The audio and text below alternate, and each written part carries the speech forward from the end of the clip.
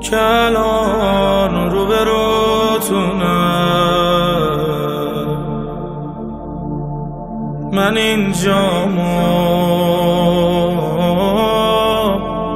زیارت نامه میخونم. حسین جانم، حسین جانم، بذار سایت همیشه رو سرم باشه. قرار ما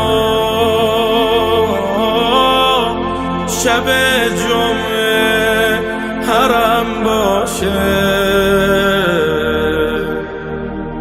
حسین جانم، حسین جانم.